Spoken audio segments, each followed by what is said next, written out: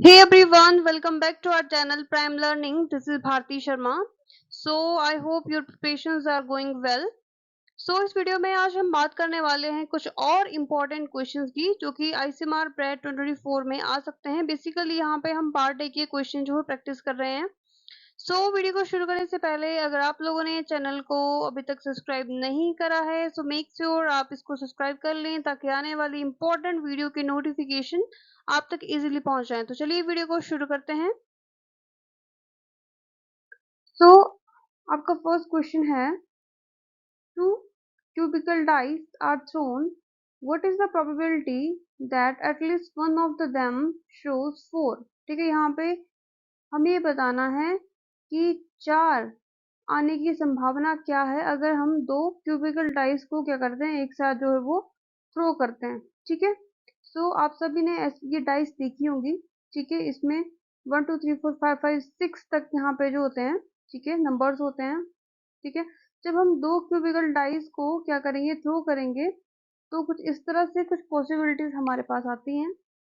ठीक है, ये आप मान लीजिए कि डाइस 1 है। ठीक है, 1 2 3 4 5 6। ठीक है, और ये जो है, ठीक है, ये डाइस जो है सेकंड है, 1 2 3 4 5 6। ठीक है, जब हम इन दोनों डाइस को क्या करते हैं, एक साथ थ्रो करते हैं, तो हमारे पास 1 1 भी आ सकता है। ठीक है, 1 2 भी आ सकता है, 1 3 भी आ सकता है। तो इस तरह से बहुत सारी पॉसिबिलिटीज हमारे पास बन जाती है। ठीक है, तो मतलब टोटल कितनी पॉसिबिलिटी बन जाती है, 6 into 6 दैट इज 36। ठीक है, 36 यहाँ पे पॉसिबिलिटीज बनती हैं।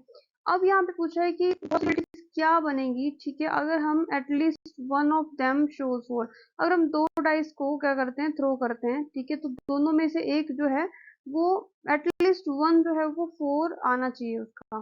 तो यहाँ पे आप देख सकते हो। ठीक है, एक तो हमारे पास ये वाली पॉसिबिलिटी हो सकती है, देखो ये वाली। ठीक है, इसमें से एक 4। ठीक है, ये सेकंड हो गया, ये थर्ड, फोर्थ, ठीक है, फिफ्थ एंड सिक्स। 6 ये और ये वाला, इसमें भी एक 4 है। ठीक है, एक ये हो गया, एक ये हो गया, और ये हो गया, और एक ये हो गया। तो इन सभी डाइस में, ठीक है, इन सभी पॉसिबिलिटीज में, इन सभी में जो है 4 आने की एटलीस्ट वन पॉसिबिलिटी जो है वो बन रही है। आउट ऑफ 36 कितनी बनेगी, देखो यहाँ पे काउंट करो, 1 2 3 4 5 6 7 8 9 10 11। तो कितनी बन रही है, दैट इज 11 आउट ऑफ 36। कितनी पॉसिबिलिटीज हैं 4 आने की, 11 आउट ऑफ 36। ठीक है, तो आपका जो सेकंड ऑप्शन है that will be the right answer. Next question है, which of the following graphs shows graph represent the displacement versus time relation for the motion of a ball thrown upward and returning outward to the ground, remaining in air for 10 seconds। ठीक है, तो अब देखो, कोई एक ball है। ठीक है, ये एक बॉल है, इसको आपने क्या किया, ग्राउंड से आपने थ्रो किया। ठीक है, अब यहाँ पे ये 10 सेकंड तक क्या करेगी, 10 सेकंड तक ये एयर में रहेगी। ठीक है, एयर में रहेगी और फिर क्या करेगी, नीचे फॉल करेगी। ठीक है, और फिर ऐसे नीचे फॉल करेगी। अब आपको पता है, ठीक है, जैसे जैसे आप, ठीक है, यहाँ से इसको फेंकोगे, जैसे जैसे ये ऊपर जाती जाएगी, तो यहाँ पे जो इसकी वेलोसिटी, ठीक है, यहाँ पे जो वेलोसिटी है वो क्या होगी, डिक्रीज होना शुरू हो जाएगी। यहाँ पे ज्यादा होगी। ठीक है, जैसे आप इसको फेंकोगे तो ज्यादा वेलोसिटी, फिर यहाँ से डिक्रीज डिक्रीज डिक्रीज, फिर एक पॉइंट ऐसा आएगा जहाँ पे वेलोसिटी कितनी हो जाएगी, 0 हो जाएगी। ठीक है, तो यहाँ पे थोड़ी देर ये बॉल यहाँ पे रुकेगी, उसके बाद जब वेलोसिटी 0 हो जाएगी फिर से ये नीचे फॉल करना शुरू करेगी, और जो वेलोसिटी है वो जब नीचे फॉल करेगी तो वो क्या होगी, वो इंक्रीज होना शुरू हो जाएगी। तो ये और ये वाला ग्राफ तो बिल्कुल भी नहीं होगा। ठीक है, अब हम बात करते हैं इसमें और इस वाले ग्राफ में। ठीक है, यहाँ से जब 0 टाइम था, यहाँ से हमने बॉल को फेंका। ठीक है, ये हवा में गया, उसके बाद ये रिटर्न हुआ। ठीक है, ये अब यहाँ पे देखो दो चीजें हैं। ठीक है, एक इस तरह से है, पीक बन रही है, और ये इस तरह से है। अब आपको पता होगा, ठीक है, जब भी जो डिस्प्लेसमेंट का जो ग्राफ होता है, ठीक है, जैसे हमने बॉल को थ्रो किया, तो यहाँ पे जो चेंज इन वेलोसिटी आएगा, ठीक है। अब वेलोसिटी यहाँ पे एकदम से चेंज तो नहीं होगी, ठीक है, सडन चेंज तो नहीं आएगा, धीरे धीरे वेलोसिटी में चेंज आएगा, रिड्यूस होगी, फिर धीरे धीरे वो इंक्रीज होगी। तो इस तरह से इस तरह का जो है वो ग्राफ यहाँ पे देखने को मिलेगा, पीक यहाँ पे देखने को नहीं मिलेगी, ठीक है। इस तरह से जो हमारा ऑप्शन डी है that will be the correct answer, right. Next question is 120 students wrote an example with 4 questions. 100 students, 100 solve the first question, 95 solve the second question, 90 solve the third and 80 the fourth. ठीक है, what is the smallest possible number of the students that solve all the questions? So अगर आप यहाँ पे देखो, ठीक है, इसमें हम क्या बात कर रहे हैं कि तो इसमें बात कर रहे हैं कि जो मिनिमम ओवरलैपिंग है, ठीक है, यहाँ पे क्या पूछी है, मिनिमम ओवरलैपिंग हम यहाँ पे देख रहे हैं। सो अगर हम ये मान के चलते हैं कि जो मिनिमम ओवरलैपिंग है स्टूडेंट्स की, ठीक है, वो क्या करती है, वो ऑल 4 क्वेश्चन जो है वो क्या करेगी, अटेम्प्ट करेगी। जैसे कि ये 100 स्टूडेंट है, ठीक है, 100 स्टूडेंट्स है तो उसने फर्स्ट ही क्वेश्चन जो है वो अटेम्प्ट किया। जो 95 स्टूडेंट्स है तो मान के चल रहे हैं कि इसने फर्स्ट और साथ में क्या किया, सेकेंड क्वेश्चन भी इसने क्या किया, अटेम्प्ट। और जो 90 स्टूडेंट है उसने फर्स्ट, ठीक है, सेकंड और थर्ड क्वेश्चन जो अटेम्प्ट किया। और जो 80 स्टूडेंट है उन्होंने फर्स्ट, सेकंड, ठीक है, थर्ड एंड फोर्थ, ठीक है, फोर्थ क्वेश्चन तक उन्होंने क्या किया है, क्वेश्चन अटेम्प्ट करा है, ठीक है। तो what is the smallest possible number student that solve all 4 question, ठीक है। तो स्मॉलर पॉसिबल नंबर की हम बात करते हैं, तो जिन्होंने और 4 स्टूडेंट जो और 4 क्वेश्चन जो अटेम्प्ट करे हैं, ठीक है, वो कितने हैं, दैट इज 80, ठीक है। So your first will be the right answer. Your next question is a metro train run at a speed of 45 kilometre per hour, ठीक है, स्पीड यहाँ पे कितनी दी है, that is 45 kilometre per hour. It covers a total distance, कितनी distance है, 72 kilometre.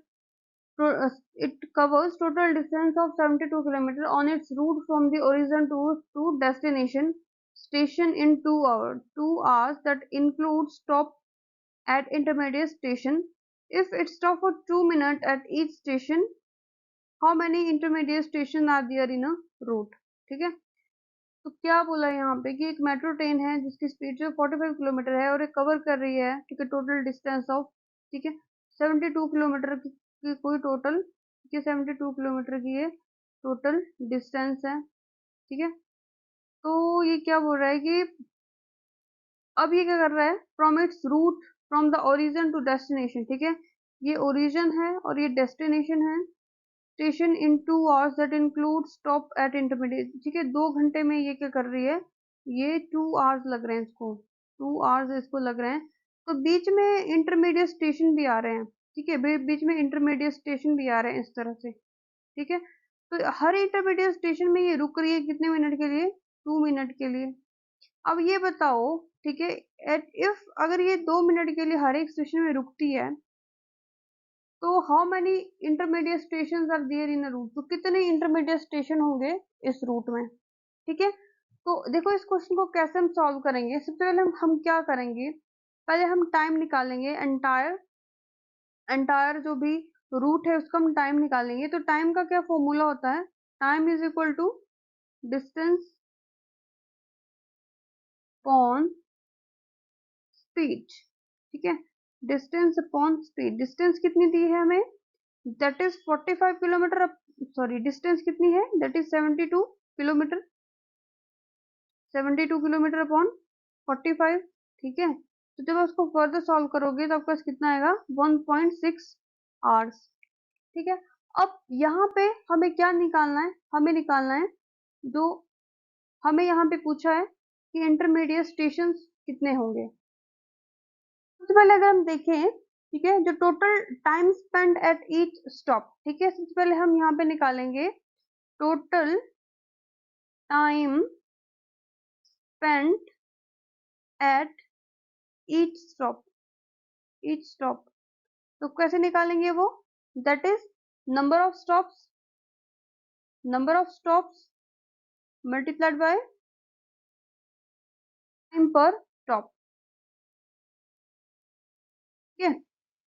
तो जो total time spent at each stop, ठीक है, तो 2 घंटे का अगर डेस्टिनेशन है, ठीक है, और ये जो टाइम है कितना है 1.6, दैट इज 2 माइनस 1.6 कितना हो गया, दैट इज 0.4 आवर्स जो होंगे, ठीक है, स्पेंट एट ईच स्टॉप। तो 0.4 hours is equal to number each stop, ठीक है, नंबर ऑफ स्टॉप्स निकालने के लिए, ठीक है। तो यहाँ पे जो है हमें नंबर ऑफ स्टॉप से हमें पूछे हैं, तो टाइम पर स्टॉप हमें कितना दिया है, दैट इज 2 मिनट, ठीक है। टाइम पर स्टॉप हमें दिया है 2 मिनट। तो देखो यहाँ पे इजिली आप क्या कर सकते हो, नंबर ऑफ स्टॉप्स आप कैसे निकालोगे, नंबर ऑफ स्टॉप्स कैसे निकालोगे, ठीक है। यहाँ पे total time spend at stop कितना है 0.4, तो यहाँ पे आप लिखोगे 0.4, और 2 मिनट्स अगर आपको दिए हैं, ठीक है, तो टोटल 1 आवर में 60 मिनट होते हैं, ठीक है, डिवाइडेड बाय 2, ठीक है। बस इसको आगे फर्दर जब हम कैलकुलेट करेंगे तो यहाँ पे कितना आएगा, ठीक है, 0.2, 6 टू जा 12, ठीक है, 6 टू जा 12, तो यहाँ पे कितना आएगा 12 स्टॉप्स। तो नंबर ऑफ स्टॉप्स कितने थे, that is 12 stops. Okay, so third will be the right answer. Next question is, river A and B with constant water speed A and B merge at a point P to form a river C with a constant speed of C. एक river ए है, एक river B है, इसकी जो speed है वो small ए है और इसकी स्पीड जो है स्मॉल बी है, और यहाँ पे ये दोनों मिलके बना रही हैं एक और रिवर, ठीक है, जिसकी स्पीड जो है वो कांस्टेंट है। अब यहाँ पे क्या पूछा है कि एक बोट है जिसकी स्पीड जो है एस है, इन स्टिल वाटर, ठीक है, would would reach point R. अब इसको जो है ये जो इसकी स्पीड है, ठीक है, और वो क्या है एस दी है, और इसको जो कहाँ पहुंचना है आर, मतलब अगर फ्लो इस तरफ है, ठीक है, तो इसकी जो ये चल रही है अगेंस्ट द फ्लो, ठीक है, अगेंस्ट द फ्लो ये चल रही है, तो इसको आर तक पहुंचना है, ठीक है, क्यू से इसको कहाँ पहुंचना है, आर तक पहुंचना है। Only if S is more, only if जब जो स्पीड जो है इसकी किससे ज्यादा होनी चाहिए, ठीक है, minimum of A B C नहीं, अगर ये अगेंस्ट द कंसंट्रेशन मूव कर रही है तो इसकी स्पीड ज्यादा होनी चाहिए, मिनिमम नहीं होनी चाहिए। मैक्सिमम ऑफ बी एंड सी, ठीक है, अगर बी की स्पीड से अगर इसकी स्पीड ज्यादा है, ठीक है, बी की स्पीड से इसकी स्पीड ज्यादा है और ये फ्लो कर रहा है इसकी स्पीड से भी इसकी स्पीड ज्यादा है, ठीक है, तभी एक पॉसिबिलिटी है कि ये जो बोट है ये, ठीक है, क्यू से आर की तरफ क्या कर सकती है, मूव कर सकती है, ठीक है, so that B second will be the right answer. Next question is, on day 1, a boy put 1 coin in his piggy bank. On successive day, he adds coins so as to double the number of coins in another piggy bank. A girl puts 2 coins one day but add coin on every alternate day so as to double the coin. The number of on which day will they put the same number of coin in their piggy bank, ठीक है। तो यहाँ पे बताया है कि day, यहाँ पे लिखते हैं हम day 1, day 2, day 3 and day 4, ठीक है। एक बॉय है, एक गर्ल है। अब बॉय क्या कर रहा है, उसने एक नंबर डे 1 पर एक कॉइन जो है वो पिगी बैंक में डाला, ठीक है, और उसके सक्सेसिव डे यानी कि दूसरे दिन उसने क्या किया, उसका डबल डाल दिया। अगर उसने एक यहाँ पे डाला है तो एक का डबल कितना हो गया, 2 डाल दिए, और फिर उसने उसका 2 का डबल कितना हो गया, 4 हो गया, 4 का डबल कितना हो गया, 8 हो गया। ये इस तरह से उसका पैटर्न था। सेकेंड जो गर्ल है, ठीक है, एक और पिगी बैंक है, जो गर्ल है उसने क्या किया, 2 का कॉइन डाला डे 1 पे, ठीक है, और एवरी अल्टरनेट डे मतलब एक दिन छोड़ के, दूसरे दिन उसने कुछ नहीं डाला, ठीक है, और उसके अगले दिन उसने डबल कॉइन डाल दी, उसका डबल, यानी कि 2 का डबल कितना हो गया, 4, फिर उसने डाला 0। अब ये बताओ कि कौन से दिन जो है वो they will put the same number of coin in their piggy bank, ठीक है, तो आप देख सकते हो इन द थर्ड डे, ठीक है, इन द थर्ड डे, ठीक है, उन्होंने, ठीक है, सेम नंबर ऑफ कॉइन जो था पिगी बैंक में डाला, तो इसका जो राइट आंसर है that will be the second. Next, so your next question is, a certain number of apples when attempted to be distributed to 3 groups in a ratio of 3:4:5 fall short by 1 if distributed in a ratio, ठीक है, 4:5:6, 2 apples would be left undistributed. Which one of the following is the possible number of apples? Firstly अगर हम बात करते हैं कि कुछ number of apples थे जिसको हमने क्या करा है, डिस्ट्रीब्यूट करा है 3 ग्रुप्स में, दैट इज किस रेशियो में, 3:4:5, कितना हो गया, यानी कि 3x + 4x + 5x, ठीक है, कितना होगा, दैट इज 12x, ठीक है। और एक यहाँ पे जो था वो गिर गया था, तो यहाँ पे n जो भी टोटल नंबर ऑफ एप्पल होंगे वहां पे हम एक को क्या करेंगे, प्लस करेंगे, ठीक है, इक्वल टू n + 1। ये हमारी इक्वेशन नंबर 1 होगी। सेकेंडली सेकेंड मेथड, सेकेंड तरीके से जिसको हमने क्या किया था, डिस्ट्रीब्यूट करा था, दैट इज 4:5:6, ठीक है। सो उसको हम y लेते हैं, 4y + 5y + 6y, ठीक है, इज इक्वल टू n, ठीक है। और यहाँ पे जो थे 2 एप्पल अनडिस्ट्रीब्यूटेड यानी कि बच गए थे, तो यहाँ पे हम इसको क्या करेंगे, उससे माइनस कर देंगे, ठीक है। सो अगर यहाँ पे इसको हम प्लस करते तो यहाँ पे कितना आता है, that is 15y is equal to n - 2, that is ये हमारा जो है वो जो इक्वेशन है सेकंड बन जाती है। अब हम इस जो क्वेश्चन है इसको डायरेक्टली ऑप्शन एलिमिनेशन मेथड से सॉल्व करने की कोशिश करेंगे। सबसे पहले अगर हम 35 को लेते हैं, ठीक है, यानी कि 12x को अगर हम लेते हैं, 12x is equal to n, अगर हम 35 लेते हैं प्लस 1 तो कितना हो गया, 12x इज इक्वल टू 36, ठीक है। और x को अगर हम लेंगे 36/12, दैट इज 12 3 = 36, देखो तो ये वाला तो हमारा कट हो जाता है। बट अगर हम यहाँ पे इसको लेते हैं, ठीक है, यानी कि 15y इज इक्वल टू 35 - 2, ठीक है। सो 15y इज इक्वल टू 33। तो अब जो 15 है, ठीक है, 15 जो है वो 33 का मल्टीपल नहीं है, ठीक है।